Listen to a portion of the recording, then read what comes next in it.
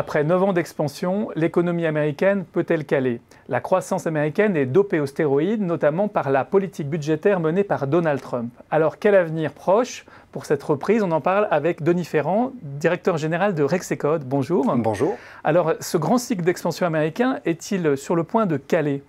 Alors effectivement, 9 années consécutives d'une croissance extrêmement soutenue, en tout cas prolongée. Ce n'est pas un cycle exceptionnellement ample dans la vitesse de croissance, mais c'est un cycle qui est effectivement qui se prolonge. Janet Yellen avait posé la question, est-ce que les cycles meurent de vieillesse? Non, les cycles économiques peuvent se dérouler. Et en réalité, les cycles économiques, ils meurent surtout d'un risque de surtension. Est-ce que l'économie américaine, après ces 9 années de croissance positive, est-ce qu'elle est en capacité de caler? Tout dépend bien du positionnement dans le cycle dans lequel on se situe.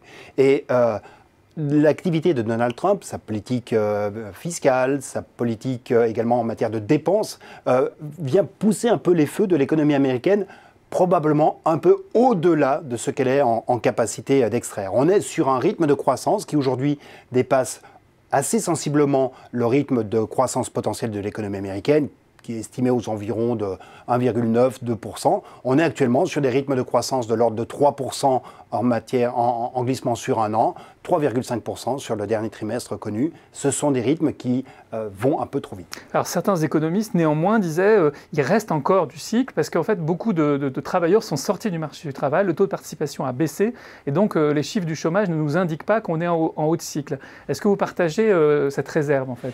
C'est vrai que l'observation du chômage ne suffit pas. Et il faut regarder l'ensemble du marché du travail. Et on sait qu'aux États-Unis, il y a eu un recul très important du taux d'emploi qui est intervenu. Mais c'est un recul qui en fait tient pour l'essentiel à l'effet de vieillissement de la population.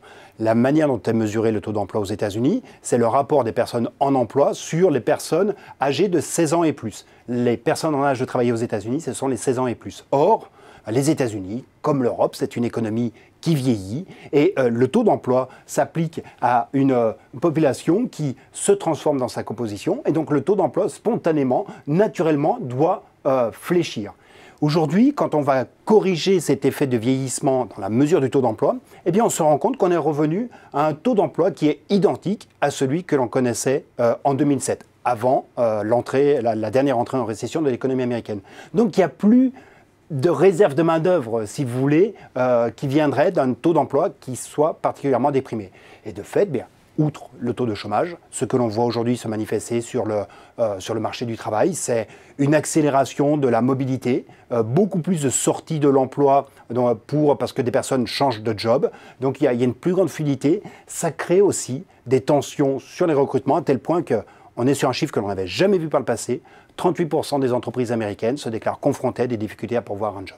Alors s'il y avait un ralentissement, et pour vous il est probablement proche, si j'ai bien compris, est-ce qu'il serait un soft landing ou un hard landing? Est-ce qu'on aurait un ralentissement brutal de l'économie américaine ou un ralentissement modéré? Alors ce ralentissement il pourrait venir de deux aspects. Déjà, l'économie n'est plus en capacité de soutenir la cadence, c'est-à-dire qu'elle n'a pas les forces de travail mobilisées pour produire. Et puis, deuxième élément, ce ralentissement, il pourrait venir de ce que la Fed irait peut-être un petit peu plus loin dans son mouvement de relèvement de taux que ce que l'on pouvait escompter. Parce qu'il y a une anticipation, comme il y a des difficultés de recrutement, il y a une anticipation qu'il y a un peu d'accélération des salaires et in fine un peu d'accélération de l'inflation. Ces mécanismes-là vont progressivement se mettre en œuvre. C'est en tout cas le scénario que l'on retient. Est-ce qu'ils sont suffisants pour faire plonger l'économie américaine? Non. Pourquoi? Parce que on n'a pas des déséquilibres majeurs dans l'économie américaine, du moins les déséquilibres classiques. Qu'est-ce qui fait que l'économie américaine en particulier est basculée en récession par le passé? C'est quand elle se trouvait avec un excès d'investissement du côté des entreprises, avec un excès d'endettement du côté des ménages, ça c'était ce que l'on avait connu en 2006, ou un taux d'épargne extrêmement bas. On n'est pas du tout dans cette configuration aux États-Unis. Donc il n'y a pas les facteurs premiers, en tout cas ceux que l'on a connus par le passé, qui sont à même de faire caler très fortement l'économie américaine. Donc on est plutôt sur un soft landing, avec en revanche une inconnue, c'est-à-dire qu'on est dans une configuration qu'on n'a pas vue depuis 50 ans, une configuration où en haut de cycle économique, donc à un moment où on produit plus que ce que l'économie est en capacité de produire, on a un creusement du déficit budgétaire. Cela ne s'est jamais vu depuis la relance de Johnson en 1968, c'était pour soutenir l'effort de guerre au Vietnam.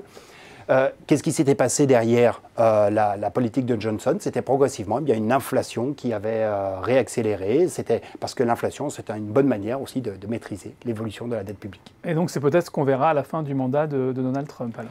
Oui, c'est pas à une échéance très immédiate que cette mécanique peut s'enclencher. On ne dit pas non plus qu'il va y avoir une accélération très forte de l'inflation, mais en tout cas, petit à petit, les éléments, les grains de sable sont en train de se réunir pour faire que progressivement, l'économie américaine va repasser sur un rythme de croissance en cohérence avec son potentiel, voire un peu en dessous, un potentiel aux environs de 1,9-2%. Denis Ferrand, merci pour votre éclairage. Merci.